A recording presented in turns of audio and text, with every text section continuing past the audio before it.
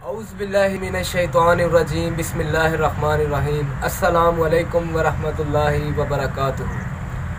मजज़ूबी official channel के नाज़रीन, अल्लाह ताला आपको और आपके अहलो-याल को तमाम ज़मीनी और आसमानी बलाओं से महफूज फरमाए, जिन्नों व इंस के शर से, हासिदिन के हसद से महफूज फरमाए।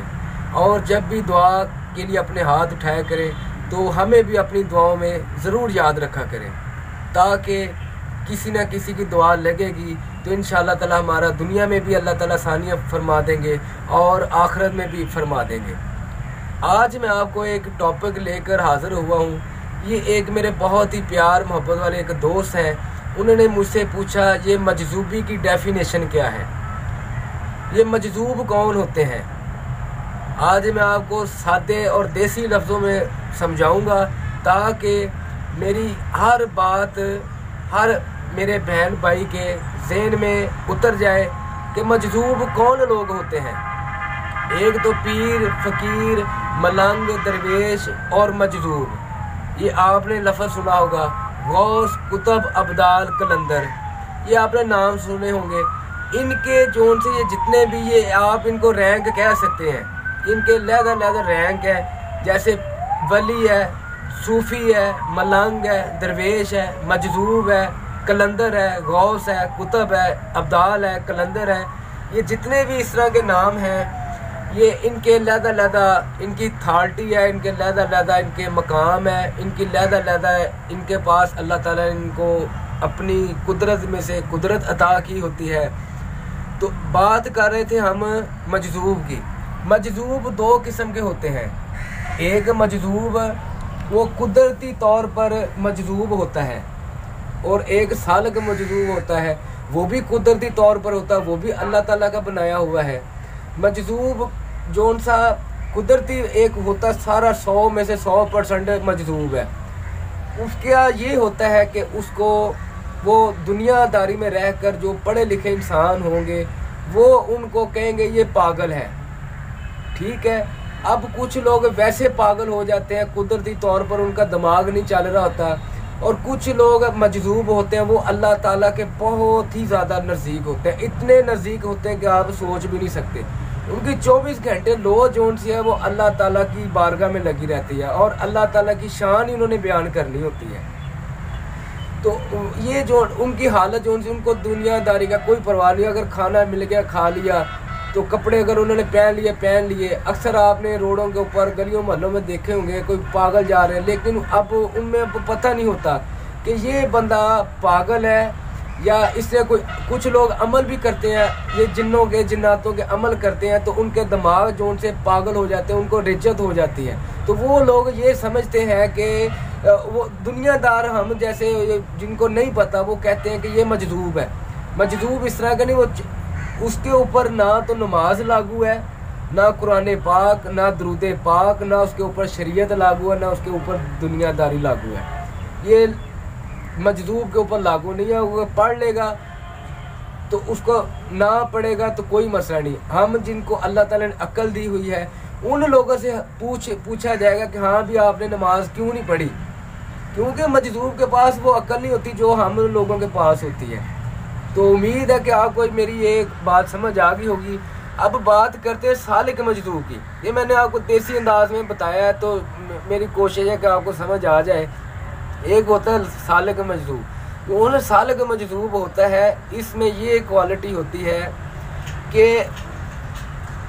ये जब कोई इसका कुछ टाइम इसके ऊपर ऐसे होता है कि जब अल्लाह ताला की तजल्लियात इसके ऊपर पड़ती है, इसकी जो सी अक्ल है वो घूम जाती है।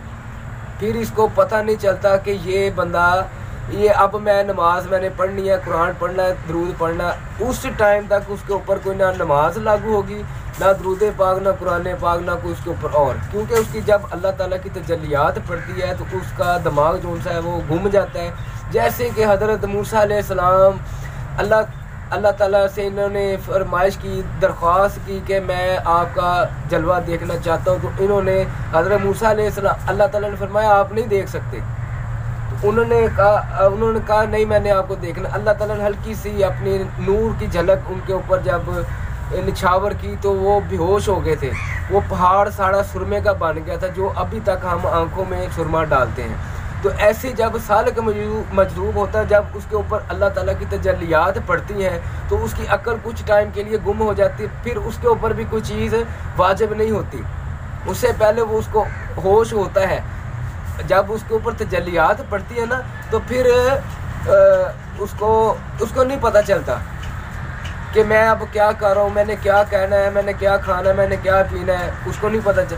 तो वो कुछ टाइम के लिए होती है, वो सारा दिन नहीं, वो आप कुछ टाइम कह सकते हैं। उस टाइम आपको वो जो भी कह देगा, अगर वो कह देगा ना मर जा, तो वो मर जाएगा। अगर वो मरा हुआ कह देगा ना जिंदा हो जाए, जिंदा हो जाए, क्योंकि वो उसने अल्लाह ताला के हुक्म से ही बोलना होता है। जो अल्लाह ताला की कुदरत चाह रही होती है, उसने वही कलाम करना, उसके अलावा उसने कोई बात नहीं करनी होती। इसलिए कुछ आलम दीन जो साहिब इल्म है, वो कहते हैं कि जो उनसे मजरूब हैं इनके पास ना जाओ, क्योंकि इनके पास आप जाओगे, ये अपनी इनकी मस्ती एक होती है, उस मस्ती में जब बैठे होते हैं तो वो अगर किसी को दुआ दे देंगे कि अल्लाह ताला तुम्हें कामयाब कर दे, तो अल्लाह ताला उसको कामयाब कर देता है।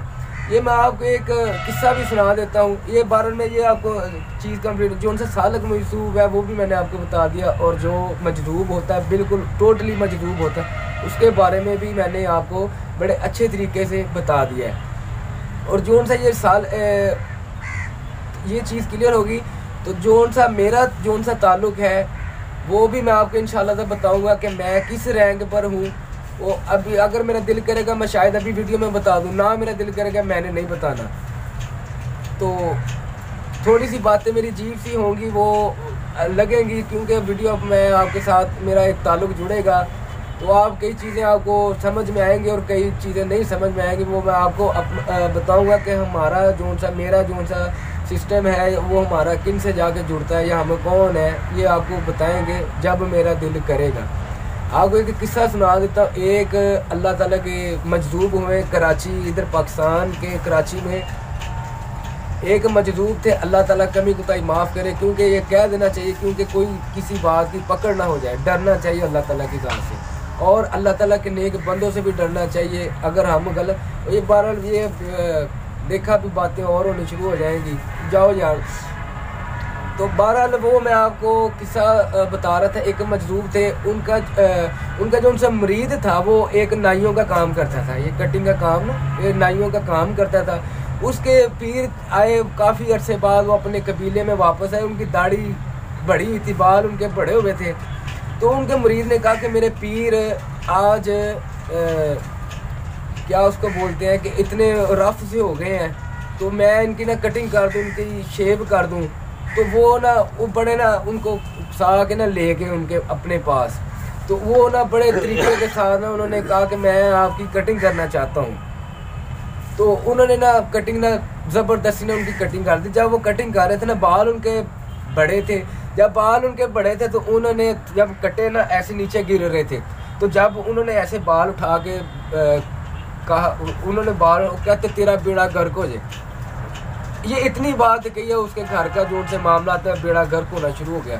वो बताने वाले ये बताते हैं कि उनके घर में फाके होने शुरू हो गए, रोज़े रखने लग गए। उनके बीवी बच्चे, छोटे छोटे बच्चे थे, वो रोज़े रखने लग गए। इतनी उनके घर में ना पैसे, रिज़्क़ ख़त्म हो गया, बेबरकती होगी, बहुत मामला ना उनके ख़राब हो गए।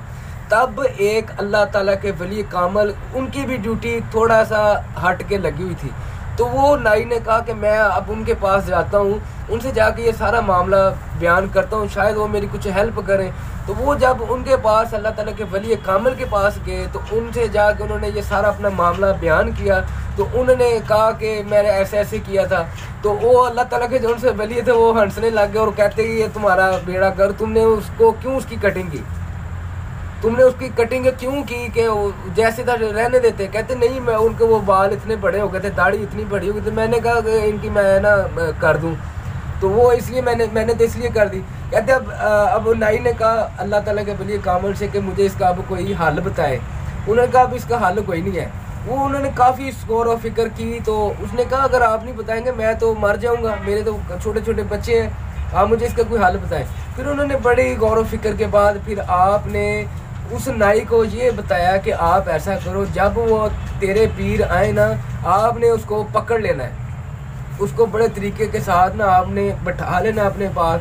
आपने अब उसकी टेंड कर देनी है, आपने उसकी टेंड कर देनी है। और टेंड के बीच आपने ना कोई इस तरह का हल्के से टक लगा देने ताकि टेंड में से खून निकलना शुरू हो जाए, ब्लड निकलना शुरू हो जाए। वो कहते मैं तो पहले मरा हुआ हूँ, तो अब मैं ये आप कौन सा मुझे काम बता रहे हैं। उन्होंने कहा नहीं, ये आपने यही काम करना है, इसके अलावा और कोई हल नहीं। उन्होंने कहा ठीक है जी। वो डरते डरते वो फिर अपने कबीले में, अपने गांव में पहुंचे। तो उन्होंने वो फिर कुछ अरसे बाद वापस आए, क्योंकि इनका ठिकाना एक होता नहीं है, कभी किधर कभी किधर कभी किधर होते हैं। वो जब आए ना वापस, उन्होंने फिर उस नाई ने उसको पकड़ कर अपने पास बिठा लिया, उनकी टेंड करनी शुरू कर दी। टेंड की बीच में टक लगा दी। जब टक लगाया तो बीच में वो ब्लड निकलने लग गया। तो जैसे ब्लड निकलने लगा तो उनके ऐसे जब लगा ना, उनका महसूस हुआ कि मेरे चेहरे के पास कोई चीज़ है। तो जब उन्होंने ऐसे हाथ लगाया ना, वो खून लगा हुआ था। वो कहते हैं उन्होंने ये कहा कि वो तू सानू लालो लाल करता, अल्लाह तेनू लालो लाल करते। ये उनके अल्फाज से जो हमारे तक पहुँचाएंगे। वो जब उन्होंने इतनी बात की, उसके घर में खुशहाली होगी, खैर बरकत होगी, अल्लाह ताला राजी, सारा मामला राजी हो गए। तो ये इसलिए अब जो से साहिब इल्म है, ये जो से आलम दीन है, ये इसी वजह से कुछ लोग, कुछ आलम दीन साहिब इल्म मना फरमाते हैं कि आप इन जैसे बंदों के पास ना जाओ। पता नहीं वो किस हालत में बैठे होते हैं, तो वो आपको कह देंगे अल्लाह करे तेरा बेड़ा गर्क हो जाए, तो हो जाता है। क्योंकि उनका कोई बात नहीं, क्योंकि उन्होंने बात ही वही करनी होती जो अल्लाह ताला ने उनके दिल दिमाग में डालनी होती। उन्होंने वो कहना होता, अल्लाह ताला कर देता है। तो बाकी कुछ किस्मत लोग भी होते हैं, तो वो अगर कोई इस तरह का कोई अल्लाह ताला का बंदा उनको मिल जाए, मजदूर मिल जाए, तो वो उनके लिए दुआएं खैर करते, तो वो अल्लाह ताला उसी वक्त पूरी फरमा देते हैं। उम्मीद करता हूँ कि आपको ये मेरा आज का किस्सा और ये मैंने जो से आपको बताई है बहुत ज़्यादा पसंद आया होगा। तो हमारी हौसला अफजाई के लिए ना हमारे इस चैनल को लाजमी सब्सक्राइब करें और अपने दोस्तों में ज़्यादा से ज़्यादा शेयर करें, ताकि ये मेरे जितने भी हम माल यहाँ पे पेश कर रहे हैं ये दुनिया तक पहुँचे और आपको और हमको इसका फ़ायदा हो सके दुनिया और आखिरत में। अब आप मुझको इजाज़त दें, दुआओं में ज़रूर याद रखिएगा। अस्सलाम वालेकुम वरहमतुल्लाहि वबरकातुहू।